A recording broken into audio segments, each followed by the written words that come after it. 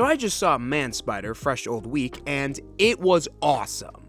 This is definitely the best Spider-Man movie we've gotten in a long time. And I think at this point, I can safely say that Tom Holland is officially my favorite live-action Spider-Man. For a while it was Andrew Garfield, but after this movie, Tom definitely takes the cake.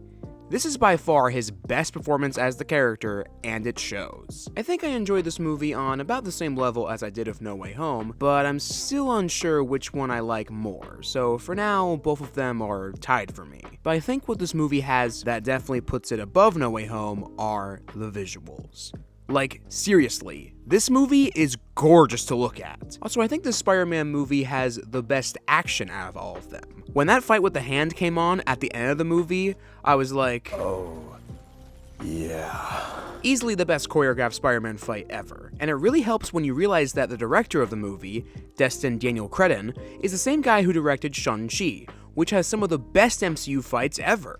He also directed Wonder Man, which is one of the best Marvel shows ever. Yeah, Marvel definitely cooked with its director for this movie. The best part though about this movie is the story. This movie is set a few years after the events of No Way Home, as it opens with a montage showing what Spider-Man has been up to for the past few years, in his college life. We see him fight villains such as Scorpion, finally paying off his end credits scene from Homecoming, Tombstone, who's basically just in the movie for 20 seconds, it was kind of disappointing, and the Hand, who, like I said before, have the best action scene in the whole movie. We also see Peter interact with this police chief lady who is essentially Spider-Man's equivalent to Commissioner Gordon, leading to a dynamic that I did not know I needed. But also, this movie is probably the most lonely we've ever seen Spider-Man, which is an aspect of the character that I feel was handled greatly. I love how he just has to sadly sit and watch his friends enjoy their lives at college while he's stuck at doing Spider-Man stuff. MJ is now dating Jabba the Hutt in this movie, and for what it's worth, I like that Peter and MJ don't get back together in this movie. It reminded me a lot of how they handled Star-Lord and Gamora's relationship in Guardians 3. When MJ told Peter that she didn't love him and that she didn't even know him, that shit hurt real bad, man. But it is kind of funny though that they're married in real life, so it doesn't really matter. The main thing though I want to talk about with this movie is the villain. Now, the villain reveal in this movie has been met with mixed reactions from fans, such as myself. And that is because the main villain of this movie is Jean Grey. And when this was revealed, I was like, and honestly, I did not like it at first. I don't know, maybe it's because I've been rewatching all the other X-Men movies before this, and of course binging X-Men 97 like crazy. So this definitely pulled me out of the movie for a bit. But as the story kept going and we saw more of her backstory and we got to see Sadie Sink perform more as the character, showing how she's not the real villain of the story, then it definitely grew on me. Bro, when they revealed what VMAX was, I swear to God, my heart dropped. And oh my god, can I just say, Sadie Sink definitely stole the show from me. She is such an amazing actress, and I cannot wait to see her play this character in future projects.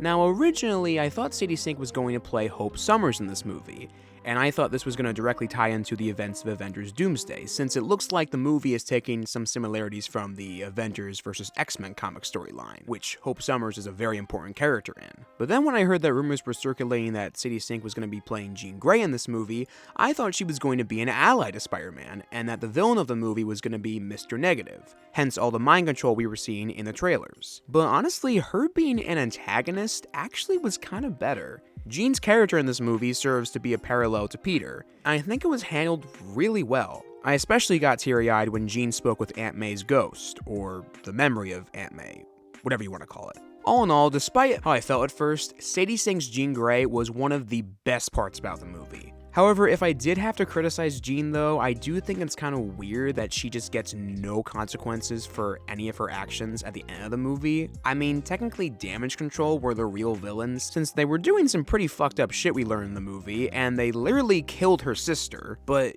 Jean still did bad things too. But no, it just ends with her on a bus going somewhere, and it's really not that satisfying.